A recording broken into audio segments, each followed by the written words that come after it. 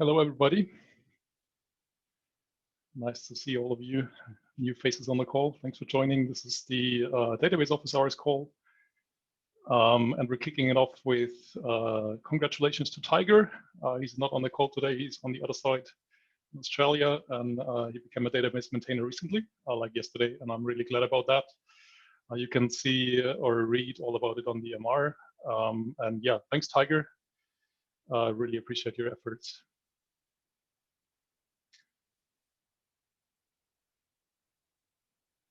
Alper, you asked about maintainers, if they are also reviewers.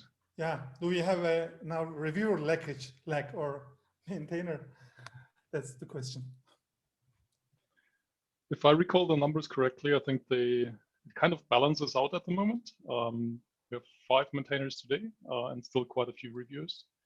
But obviously we benefit from having more. So if you feel like doing more database reviews or anybody, feel free to start doing that. It would be a great addition. Yeah, the question is, are maintainers also doing reviewers? Because I see sometimes some maintainers are reviewing, not maintainer reviewing the very first round. I think that happens from time to time, depending on the case, but the review roulette, to my knowledge, it doesn't assign you in the first stage if you're a maintainer, because that's really the idea that we involve reviewers early, so for preparing the MR and getting a chance to review, and then the maintainer is assigned later. But obviously, there's nothing keeping you from pinging a maintainer directly, or if that makes sense in a particular case. Okay, thanks. Congrats, Tiger is not here, I think. Okay. Yeah. Kind of brings us to the next topic. We're soliciting feedback for this particular call, and I've tried to summarize what we already have.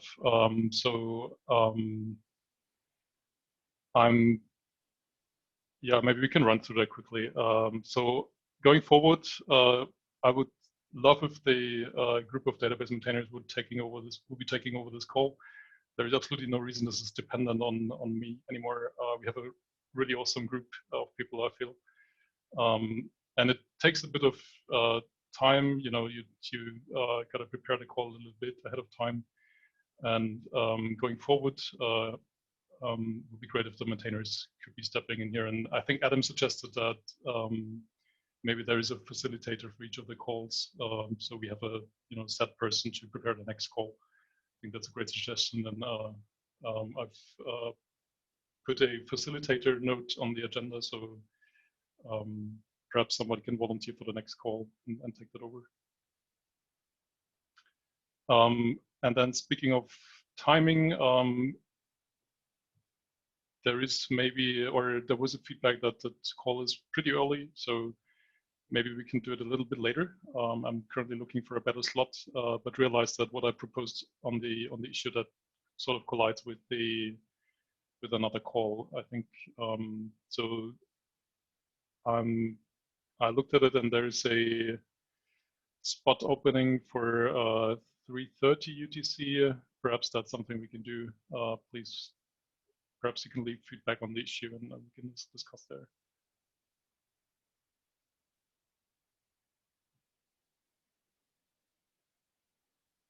Cool. Anything else is on the issue? Feel free to discuss there if you want. Alper, you have the next topic. Yeah, my topic is I'm checking like 300 or so usage ping queries and baking in the maybe history of all the development done on that file. And while fixing a lot of stuff, I noticed that a lot of usage ping queries are failing because a shared scope, a scope which is also used in some other screen, is modified, and that so there are 2 reasons basically. First is the hypergrowth of GitLab, so GitLab is growing. So that's the one reason, which is always there. And second reason is sometimes there is a shared scope, and then sometimes I see that maintainers or reviewers, we are suggesting a scope to be shared. And then that shared scope later on in a different MR gets modified with a quite different query plan.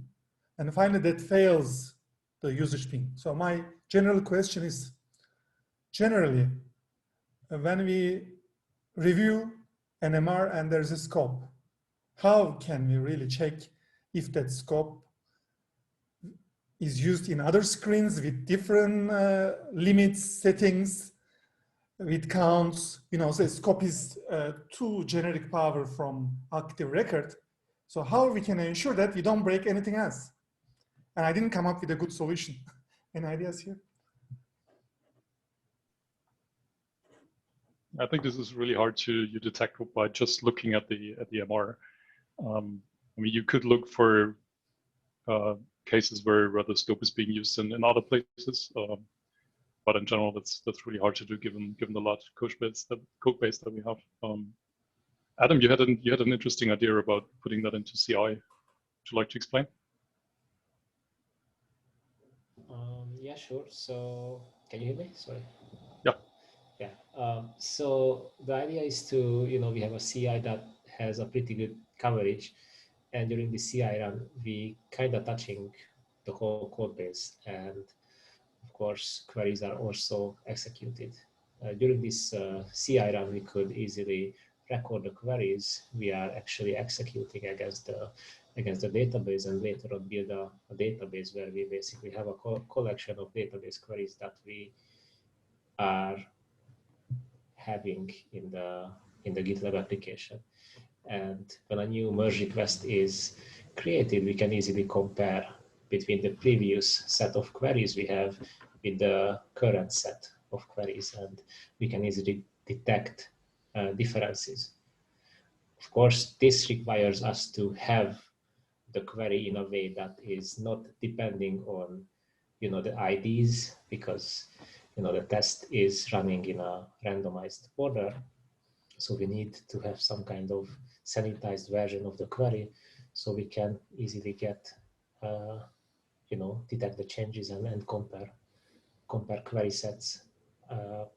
And as soon as we have this, we can easily, but not so easily, but in some cases it's quite easy to turn a query into a query that is able to run on GitLab. Let's say replace the project ID with the gitlab.org/GitLab project ID, replace the namespace ID with GitLab namespace, to at some point automatically send this query to maybe database lab and get back a query plan as part of the CI process and provide it to the engineer.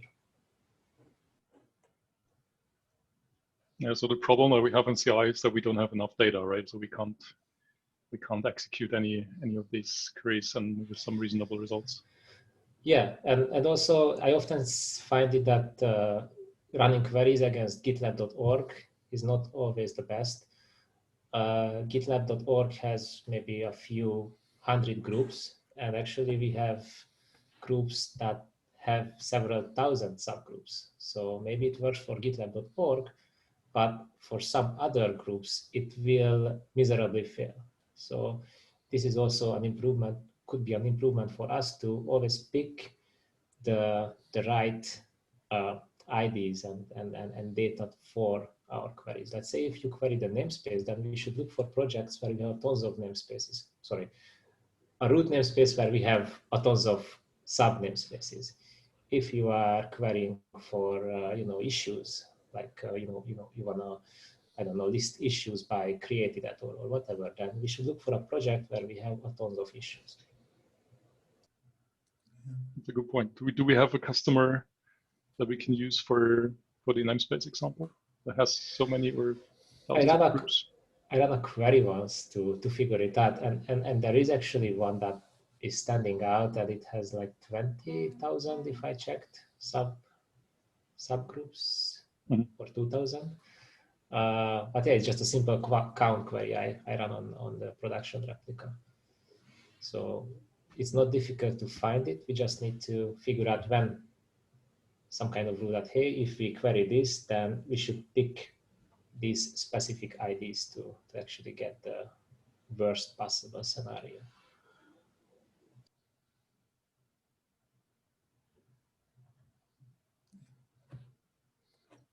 Yeah. I guess sorry, go ahead, Alpa. I mean, I don't see any silver bullet here, actually. And the main risk is that an active record scope, you can then later get it and group by sum, count it, you know. So it's just a partial query anyway.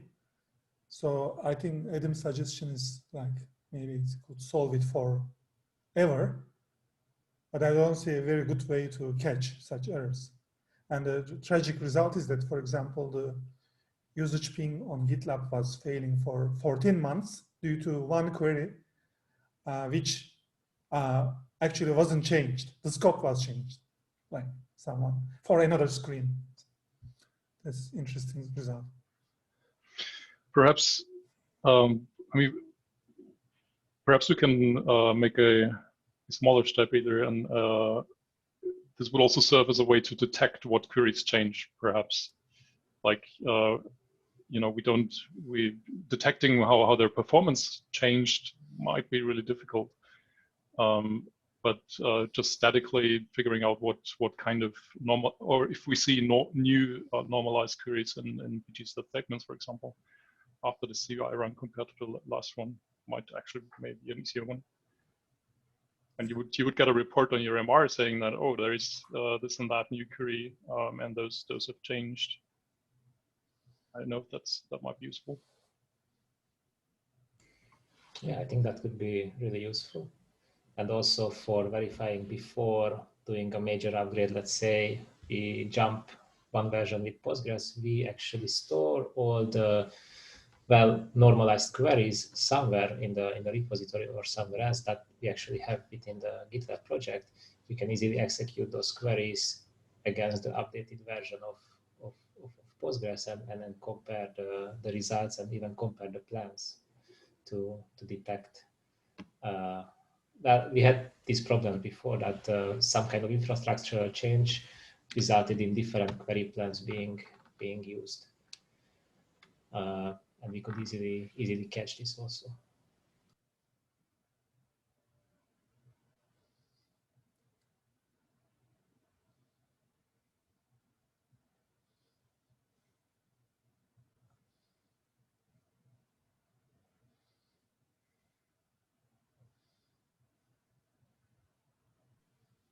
By the way, feel free to take notes on the agenda if you like.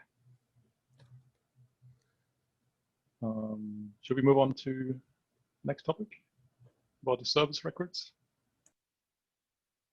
Yeah, so I added the next topic, that is we are trying to add a new validation of uniqueness on project's ID and type, and we found that we have like more than 600,000 invalid services, and we are trying to figure out how we are able to remove those services that are invalid. And right now we are not imposing any order to retrieve, like when you go to your project and to your service to enter the new details or see the details that you already have, that's fine, doesn't have any order, but I presume that in some way maybe Rails or Postgres is always giving you the same service, even that you have duplicates based on something, maybe the ID, maybe the update adds a field or something else. So, but we need to remove all of the services because we have invalid ping data, for example, is like 17% of the services are invalid in GitLab.com. So, and I think that we have to remove them, but I'm not sure like what are the steps in order to do that.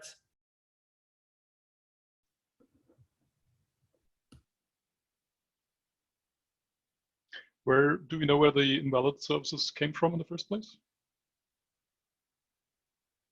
Andy, do you know something about that? Maybe not really. So it might be. So we had an incident in production where we created a lot of invalid services, but I think we should have deleted them all. But it might be that part of or that there are still some invalid services left from that incident. But I'm not sure, and I think we can't really figure out. Well, we might be able to figure it out if we look at the created app date, and if it's the same date and time where the incident was, then maybe this. Yeah, maybe this is a good idea. Maybe we can figure this out. Yeah. I mean, generally, I think it's the typical pattern is you want to introduce a unique constraint, but you have like your data violates, the existing data violates that, right? And then take a step back and realize where the invalid data actually came from, or if it's still coming. We would deploy a application change that makes sure that we're not going to see additional data coming in that is invalid. And then at this point, you only have to deal with the old data, right? So with the old and invalid data, and you want to delete that. So you would have a background migration doing that, and then ultimately you're in a state where you can actually add this unique constraint on the database, right? So this is the general approach, and I saw that outlined on the issue. I linked that in the document. Yeah, that makes sense. Do you know who we can ask for help? Because we need someone to help us with production database access, so we can. Yeah, basically we can run some queries in database lab, but we can just get the number of rows, but we can't really see the created app date. And I think if we could figure out what's the earliest created app for this invalid services, that might be already helpful. And if it's like the same as the incident, then we know where this is coming from. And if not, then Sure. we can investigate further. Yeah, that's right. So yeah, with database labs, it's the actual intent that you can only get the query plans, but you don't have a chance of understanding distribution or getting any data out of that. So in general, I would suggest that you actually ask for production database access. This is something that you can get, right? And you would basically create an access request and explain why that helps your work. And after a while, it does take some time to get that. But after a while, you get production access, and you can safely go to a pSQL console on a production replica read-only mode, and then you can do all those kinds of queries and understand that better. I think that's really useful to have. In this case, if you don't have that yet, feel free to reach out to, I guess, pretty much anybody of that group. Also to me if you want, and we can do that together. No problem. Okay, cool. There's a message from Myra in the chat about database archive replica might help. Do you know what is the database archive replica? Yeah, so we have a production database that is basically a cluster of database instances that serve the site. So they participate in the HA cluster. And then we have additional replicas. One of them is the archive, what we call the archive replica, that is sort of not participating in that cluster. And you can reuse that, so you can run queries that take a longer time, or that where you risk affecting the site negatively if you run that on the HA cluster. So this is a separate replica that you can use. And if I recall that correctly, you can also ask for access to this replica. Okay, cool. It's probably the safest bet you have. Yeah. Okay. Thanks, Myra, for that. Cool. Yeah, I will add some notes to the agenda about the plan. So just to recap, so we try to get access, and then we'll figure out the root cause of this invalid records. And then we will try to eliminate the root cause, and then and then afterwards we try to come up with a plan to clean up the invalid data. Mm-hmm. Okay, cool. I will add that to the agenda. Perhaps it's also worth to make the application pick the right record as long as we have the duplicates in the database, or pick them consistently. I think you capture that on the issue already. And today, if you in Postgres, if you select without any order and you pick the first record, it's really just luck that you get the same record all the time. So there is no consistency with that, and really depends on how the query is being executed internally. So perhaps this is another change you can make before running the migration. So we would be sure to always pick the same record. That makes sense. Yeah. But at that moment we are taking a decision, right? Like, you know what I mean? Like maybe the users always see the record, different instances based on different criteria maybe of the execution. And then we make that change imposing like, okay, now the record is going to be retrieved with this specific order. So it doesn't matter what you are executing at the moment. Like, and that could be like a kind of a breaking chain for some instances, right? And I'm trying to avoid that, you know, like how, but maybe we are not able to do that. Yeah, I guess that's part of making or cleaning up that data, is making a decision for one of those records and deleting the other ones. And yeah, I don't see a way around that really. Perhaps it's worth to understand what the differences are for duplicates, like, or maybe something specifically you can look at in the databases. Find examples of records and see how they, find example of duplicates and see how they're different. Maybe that helps to decide which one to pick. Okay, yeah, makes sense. Thank you. Sure. I added 2 examples how you can detect duplicates, delete them, and also use distinct on to decide for one of these. Perhaps that's a way to do it in the application.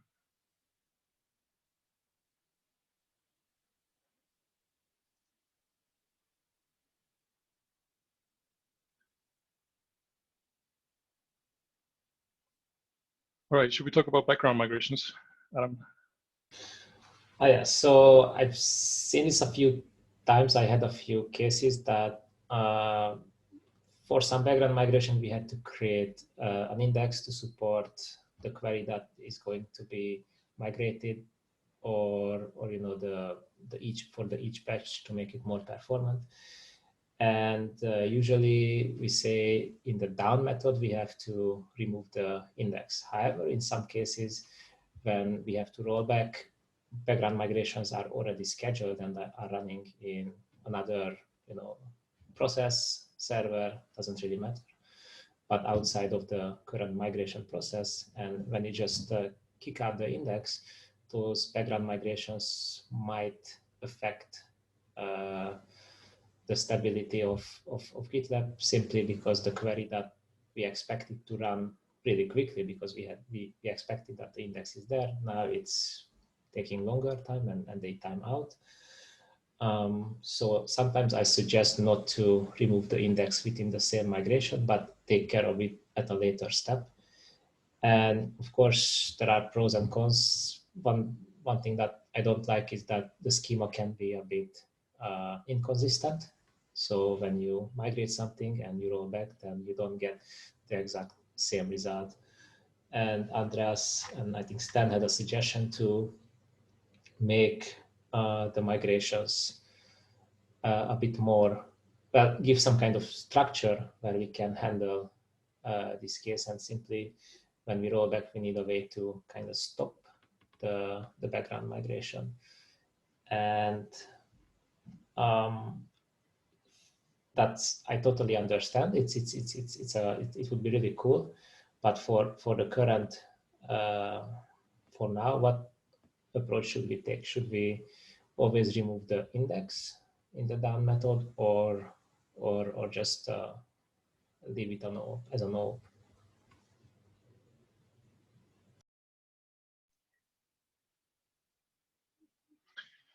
I mean, it kind of goes with all the migrations that you want the rollback to be sort of consistent, right?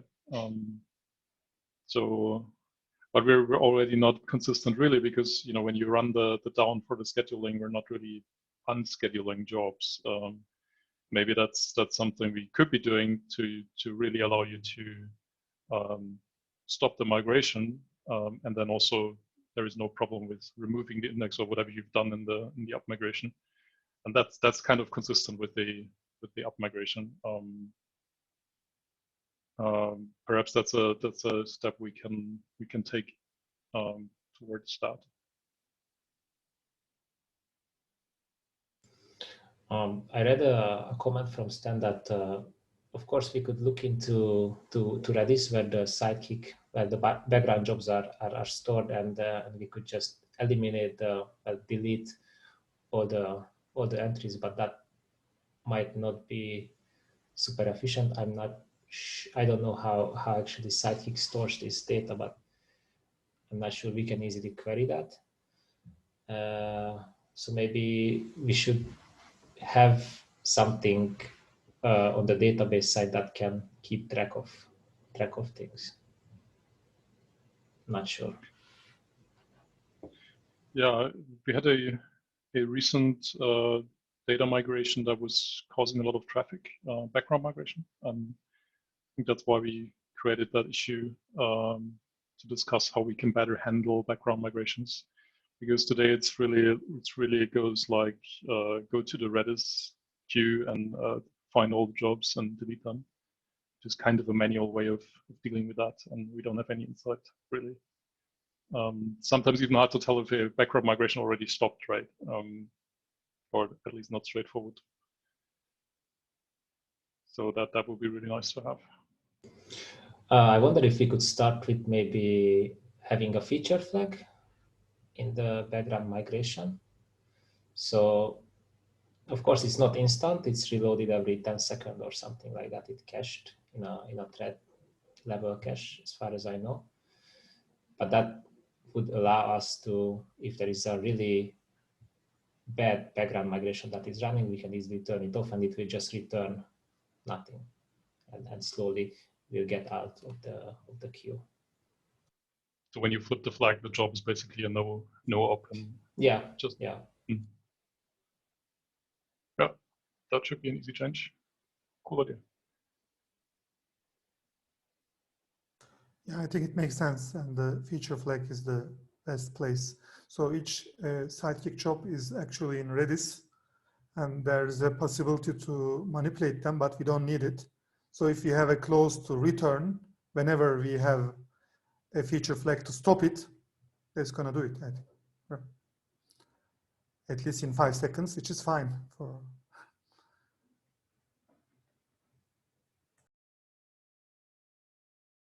I will comment on the issue.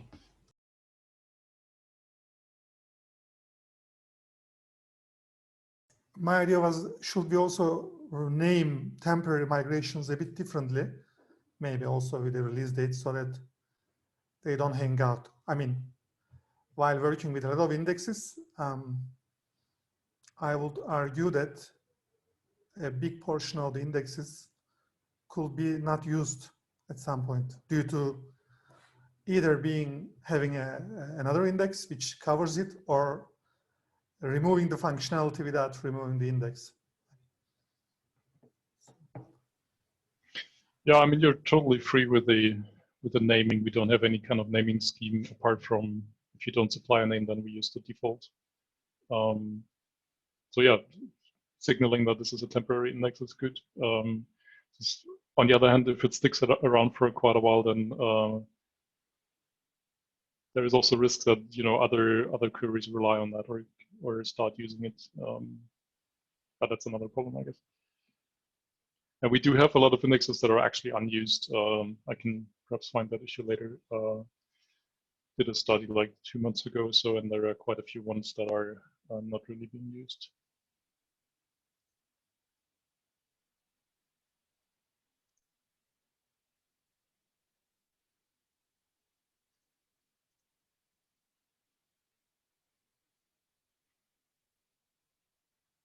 Shall we move on to user details, Adam?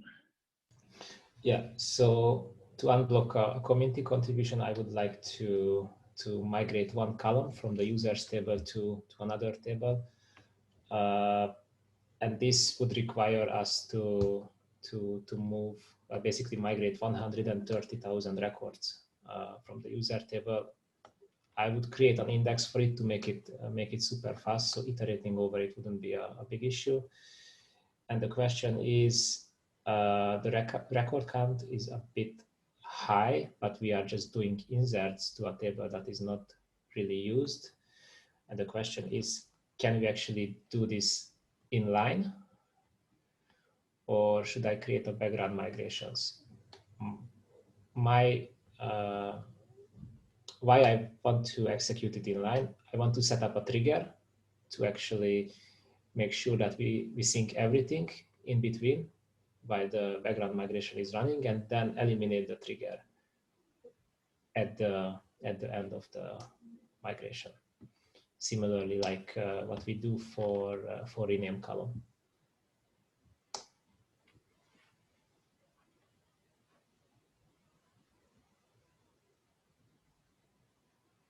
And when do you tell the application to use user details? That would be at a later step, so maybe in the next release. So you basically keep the trigger around until you change the application code? Yeah, that's true. So I wouldn't need the trigger to be there until the next release, which basically requires us to have the schema.structure.sql, so we can actually persist the trigger. Yeah, I think the alternative to that is to already tell the application to use it, or to basically look into user details first, and if it's not there, fall back to using the old information. Yeah, that would be simple. Yeah, but in terms of migrating this, so I guess you'd be looking at the users table, but only for users that have a, what was it, bio set? Yeah, so if the bio is not an empty string and not null. Right, you can easily have a partial index for that, and then I don't see a reason why that should be a background migration. Perhaps you can batch it still, depending on how fast the select goes. Yeah. But that should be possible in a normal migration. Okay, cool. Thanks.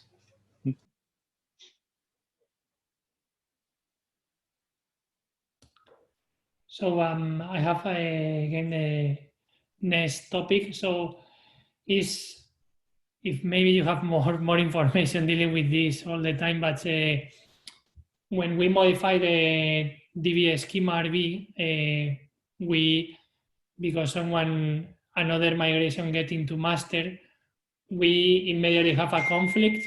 So we need to all the time rebase from master in order to fix that problem. And if you know some way to maybe to avoid that, maybe not updated that line in the schema RB, or Andreas already said that maybe we can pick the latest on conflict. We can pick the line with the different that is more updated, the latest timestamp to resolve that. So it's just about how we can improve around that. Yeah, I think currently you will always get a conflict on your feature branch if somebody else adds a migration after you, basically to master. But you can resolve that by picking the greatest schema version in that file, and then going forward you won't have more conflicts on your feature branch. But I don't see a way of not having that at the moment, of working around that for this one time. For structure SQL, we're short before moving over to handling the schema a bit differently with plain SQL. And it's a bit different there, I think. what we do there is we basically dump the whole data from the what's it called, schema versions table, migrations, or schema migrations, I think. And this data is fully dumped into the structure SQL file, and not quite sure yet how that looks like there. So perhaps the type of conflicts is going to change there a bit. So maybe this is a bad idea, but let's think for a bit about that. I'm not sure how Rails exactly run the migrations. Like maybe go to this line of the schema to find the timestamp, and it's going to run all the migrations like back in the time. But so my question is, what happens if we don't modify the schema version timestamp at all? Like we have something fixed, some timestamp, or maybe something in the future, and we only modify actually the change in the schema, but not the line with the timestamp. I'm not sure how risky could be this, but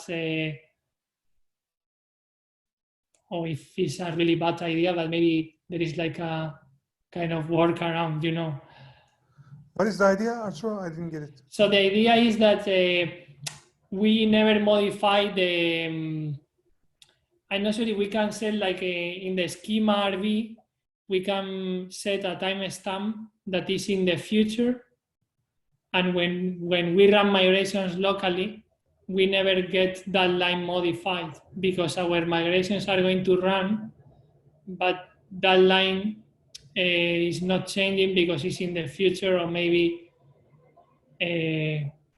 Rails doesn't allow to have that, or it's a way to work in a way that is not supposed to be, you know, as a normal workflow, but it's just like let's take this like a silly idea that maybe could work, or maybe we can break everything.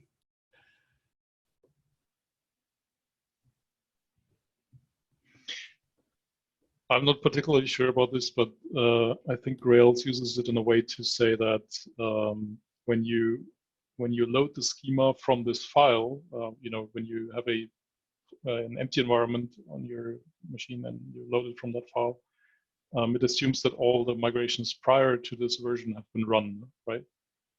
And then when you have new migrations coming in, it knows, you know, they have a higher version number, and then you know they're not run.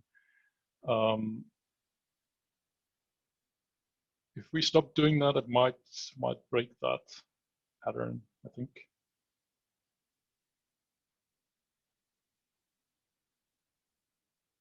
I leave this just something that maybe we can investigate, or maybe if I have time. Your answer already resolves some of my issues, because, for example, I was modifying not only that line on the schema RV, but also the timestamp of every migration that I was adding, because I wasn't sure that to always have like the latest. In the feature branch, I always try to have my migration with the latest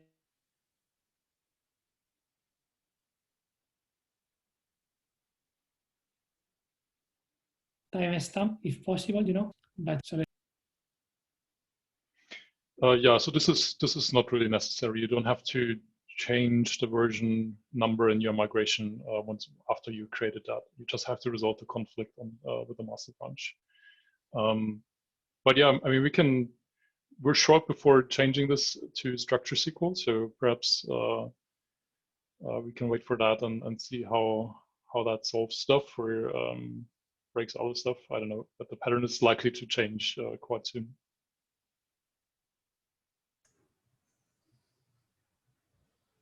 So Arturo, another way which I don't recommend is if you have several MRs and you know that one of them is merged, you can manually manipulate your timestamp in your file name a little earlier than a guaranteed one. I mean, across your own MRs, if you don't want to deal with this, you know, like you can basically set your own time step, but it's risky because you have to have consistency back forth in the database at the timestamp where your particular migration is, should find everything backwards. I think we should wait for structure SQL then.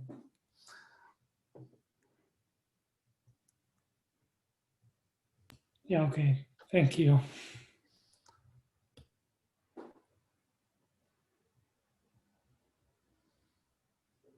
Okay, what's up with approximate counters? Yeah, you know, in the usage ping, we have like 4 tables counted using approximate counters. Today, I had a chance to dig into it. So, and all of them are failing on production Rails console. So I went a bit deeper, and especially the nodes table is problematic.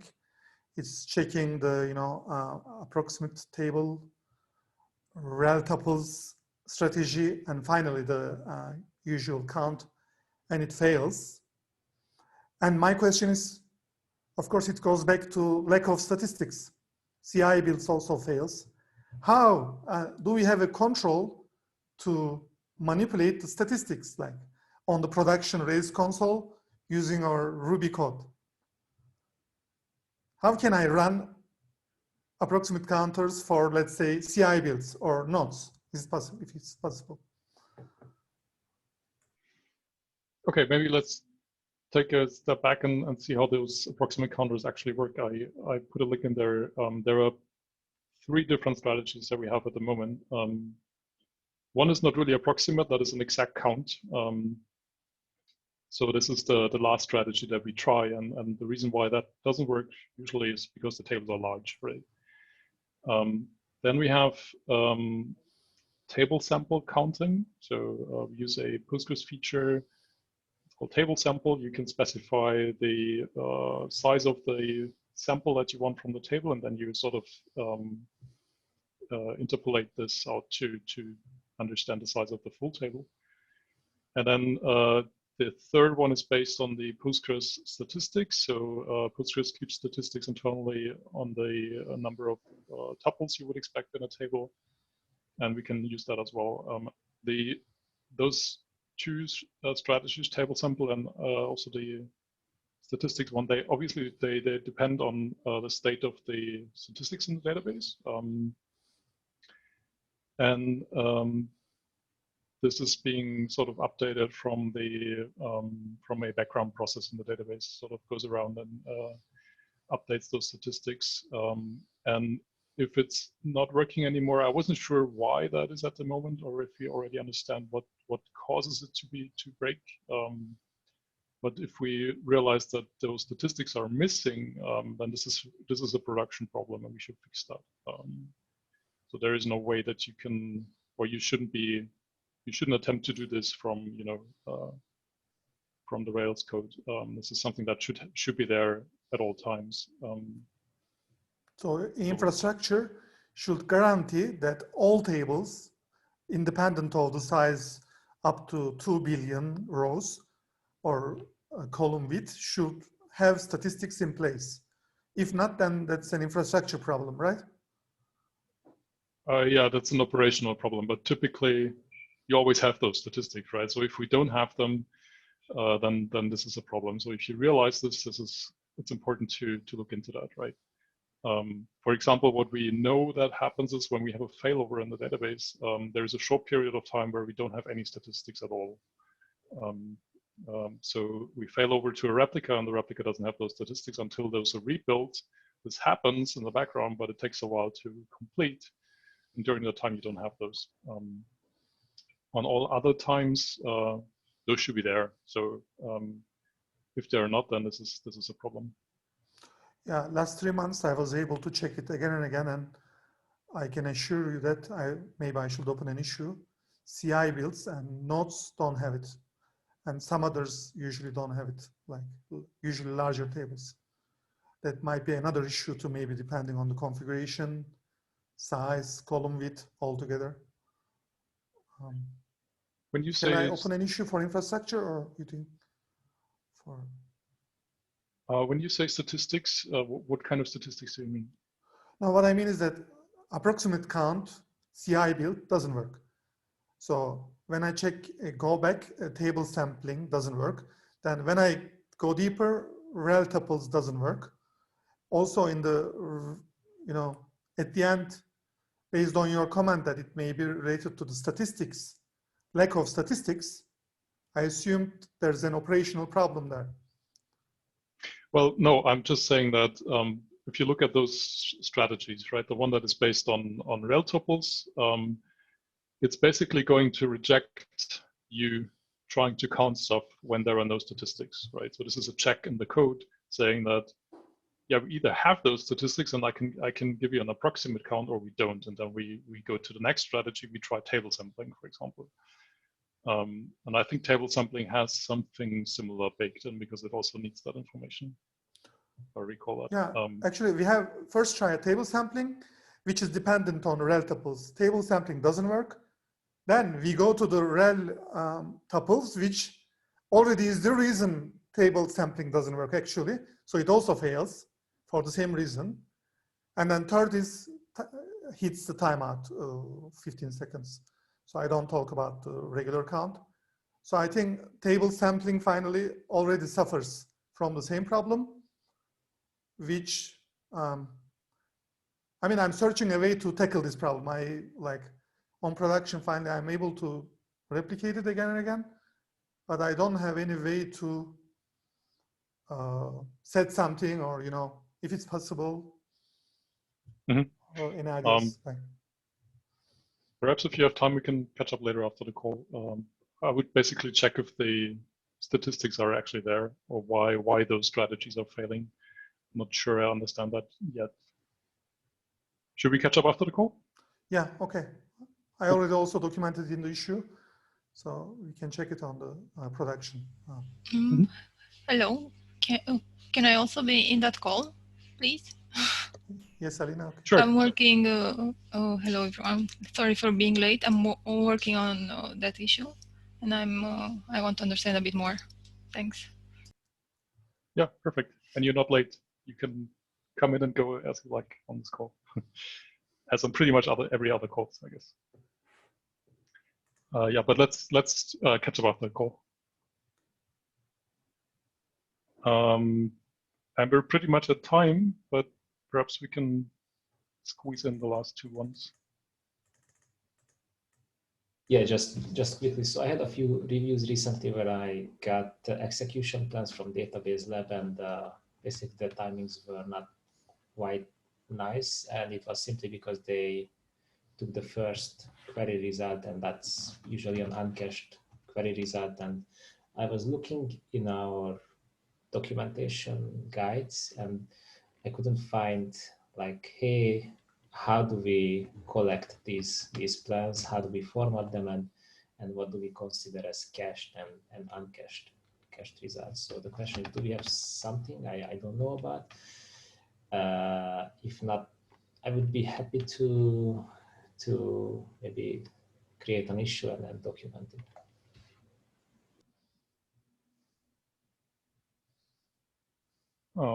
I'm not aware of a guide like this. I think we're a bit fuzzy on that, and Database Labs even has I think different instance types, so even those numbers maybe don't match up with production anyways. So yeah, just the thing is that the difference between a cached and an uncached result is significant on Database Labs. So it's often confusing that, hey, a simple query took like 200 milliseconds when actually it's less than a millisecond runtime with cached index or buffers.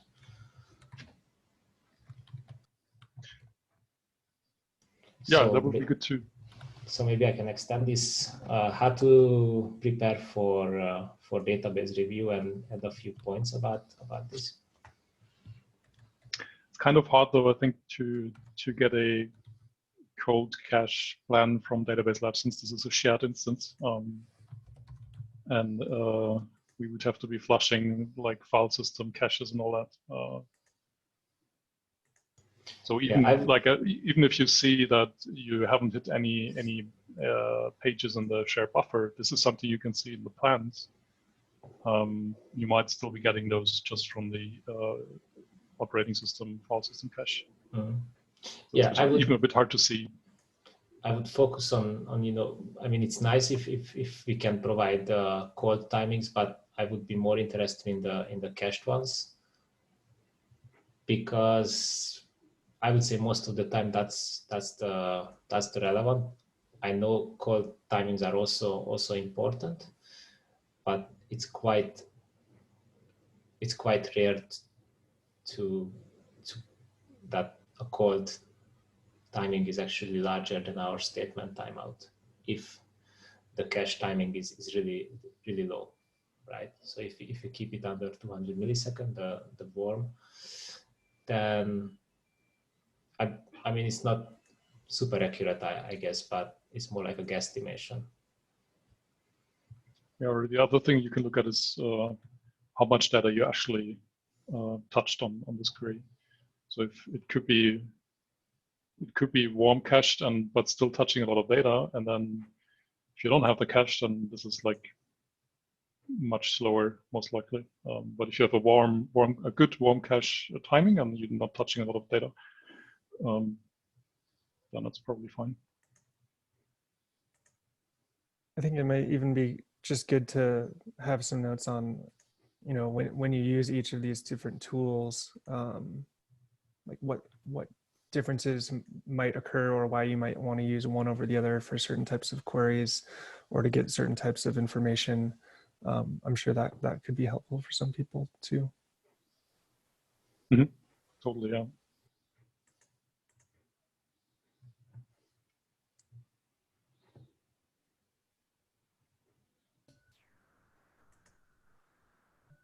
Okay, last topic, redundant indexes. I haven't had a chance looking at this earlier. Would you like to explain that, Drew? Yeah, I added in the last minute. So I learned the other day that we add an index over different columns. The columns that are the first columns regarding that index are redundant, so we don't need that anymore. And here I see that we have an index that is over the type column on services, and the index that have the two columns time and template have a where clause. So I'm not sure in this case is redundant the other index, or we cannot like they are like separate indexes, like need to keep as it is, or is redundant is the question. Yeah, I think if I'm getting that right, then those are not redundant, because on the, you have type and template as an index, but only for the ones that have template true. And then the other index has only type. So there is an overlap, obviously, but since the other one is partial, you can't say that they're redundant, okay. I think. Yeah, that makes sense. Cool. Thank you very much. Cool. Right. Perfect. Then we're at time and at the end of the agenda as well. So have a nice day, everybody, and talk to you soon.